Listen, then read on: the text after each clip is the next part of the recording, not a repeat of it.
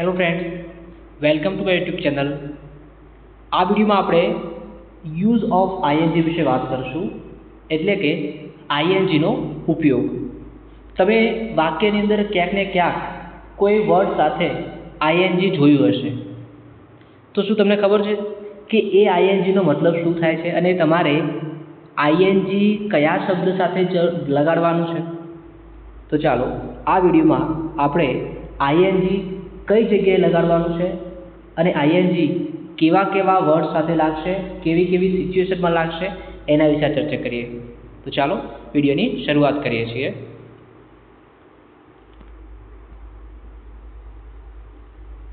First of all, continuous ટેન્સીસની અંદર મતલબ કે જે ચાલુ કાળ આવે છે એમાં આપણે વર્બની સાથે આઈએનજી લગાડીએ છીએ.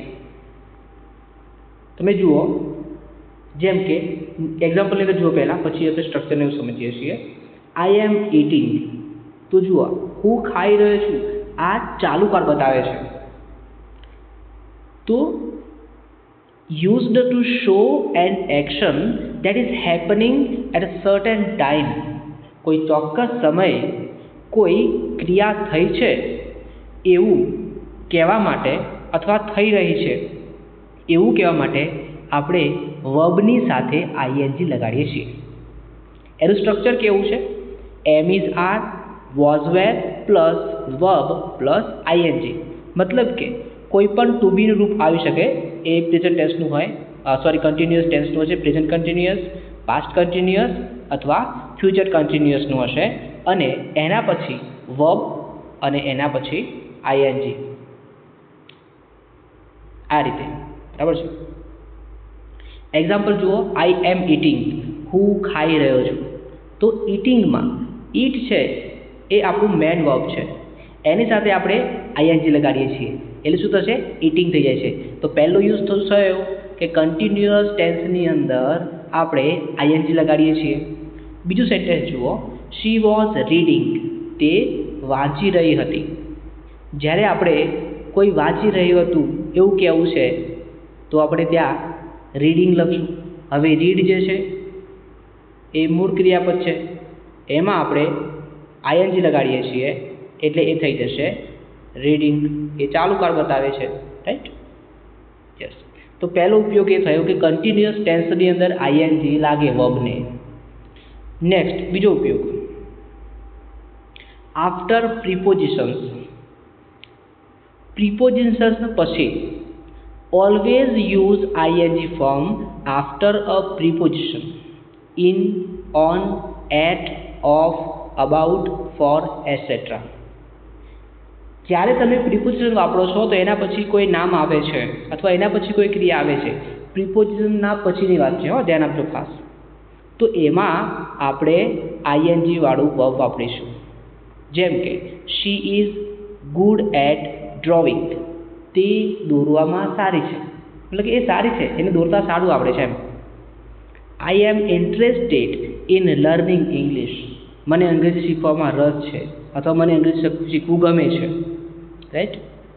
તો બીજો ઉપયોગ એ થયો કે પ્રિપોઝિશન પછી તમારે આઈએનજી વાળું વર્બ લખવાનું થાય છે. ચલો થર્ડ જોઈએ, as the subject of a sentence અથવા જીરન. કે ભાઈ વાક્યમાં સબ્જેક્ટ તરીકે, કર્તા તરીકે. હવે અહીંયા ધ્યાન આપજો ખાસ, આ સમજવા જેવું છે. When the verb becomes a noun, જ્યારે વર્બ નાઉન બને છે. શું બને છે? નાઉન.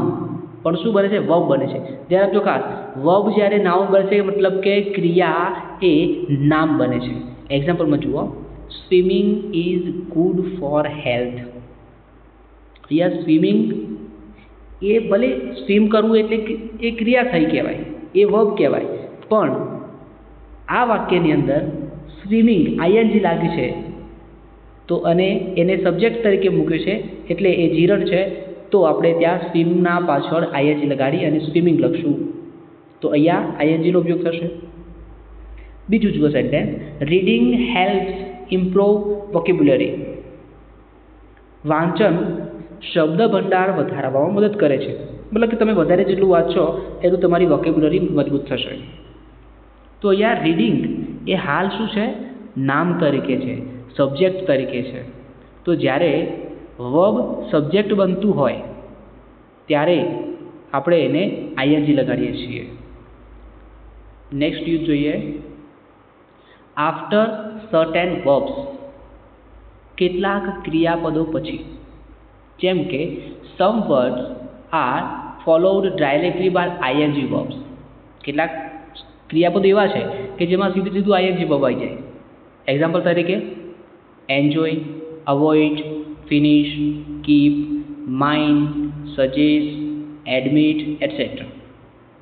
એક્ઝામ્પલમાં જોઈએ એટલે આપણને વધારે ખ્યાલ આવે. આઈ એમ પ્લેઇંગ ક્રિકેટ, મને ક્રિકેટ રમવાનું ગમે છે.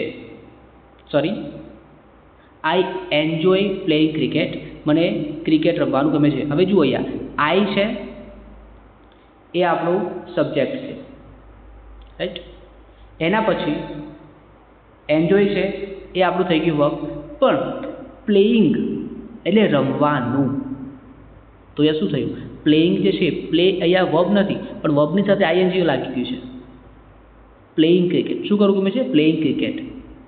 Okay, next. She avoided talking to him, તેની સાથે બોલવાનું ટાળ્યું. કોને? તેણે. શી અવોઇડેડ ટોકિંગ ટુ હિમ, એવોઇડેડ કર્યું. એ ક્રિયા થઈ ગઈ છે શું? ટોકિંગ કરવાની, વાતચીત કરવાની. તો જ્યારે આપણે આ રીતે બંને વર્બ જોડે લખવાના થાય ત્યારે બીજું વર્બ છે એ આઈએનજી વાળું લખીએ છીએ. અહીંયા ખાસ ધ્યાન આપજો. પહેલું વર્બ તમારે જે નિયમ પ્રમાણે ટેન્સમાં છે એ પ્રમાણે લખવાનું છે, પણ એની સાથે જે બીજું વર્બ આવે છે એ તરત જ એને આઈએનજી લગાડી દેવાનું છે, રાઈટ. ઓકે, નેક્સ્ટ આગળ જઈએ આપણે. Fifth, after adjective plus પ્રિપોઝિશન્સ. જુઓ અહીંયા એડજેક્ટિવ એના પછી પ્રિપોઝિશન હોય તો એક્ઝામ્પલ તરીકે હી ઇઝ અફ્રેડ ઓફ ફેઇલિંગ, તે નિષ્ફળ થવામાં ડરે છે. હવે અફ્રેડ, ડરવું, એ શું થયું? તો તરત આપણને ખબર પડી જશે કે હા, અફ્રેડ એ એડજેક્ટિવ છે અને એના પછી ઓફ છે. તો જ્યારે એડજેક્ટિવ અને પ્રિપોઝિશન જોડે આવે તો એના પછી જે શબ્દ આવે એ આઈએનજી વાળો આવશે. નીચે જુઓ. She is excited about travelling, તે મુસાફરી કરવા માટે ઉત્સાહિત છે. તો એક્સાઇટેડ એ એડજેક્ટિવ છે, એના પછી અબાઉટ અને ટ્રાવેલિંગ. તો આ રીતે પણ આઈએનજી લાગે છે.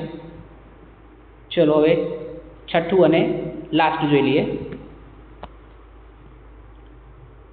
Sixth, used as an adjective describing noun.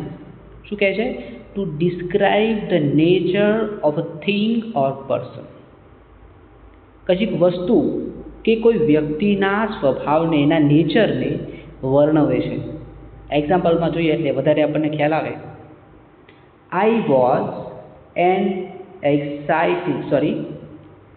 It was an exciting match. તે એક રોમાંચક મેચ હતી. It was an exciting match. હવે અહીંયા મેચની વાત કરે છે તો મેચ એ થિંગમાં ગણશું આપણે, અને મેચનું વર્ણન કરે છે. એ મેચ કેવી હતી? એક્સાઇટિંગ, રોમાંચક હતી. નેક્સ્ટ જુઓ sentence. The crying baby needs milk. રડતું બાળક દૂધ માંગે છે અથવા રડતા બાળકને દૂધ પીવું છે, જરૂર છે. તો અહીંયા બેબી ખરું પણ કેવું? ક્રાઇંગ બેબી, રડતું બાળક. તો અહીંયા ક્રાઇંગ બેબી છે એ શું કરે છે? એ દર્શાવે છે પર્સનને, વ્યક્તિને, એ બાળકને દર્શાવે છે, એનું વર્ણન કરે છે કે હા આ એક બાળક છે પણ કેવું છે? રડતું બાળક છે. તો આને એડજેક્ટિવ કહેશું. અહીંયા પણ આઈએનજી લગાડવાનું છે આપણે જ્યારે એડજેક્ટિવ હોય તો આ 5 ઉપયોગ જે છે, 6 ઉપયોગ એ આઈએનજી લગાડવાના આવે, તમારે ભૂલવાનું નથી. અને આ વિડીયોને તમારા મિત્રો સાથે શેર કરવાનું પણ ભૂલવાનું નથી, રાઈટ. Okay, thank you.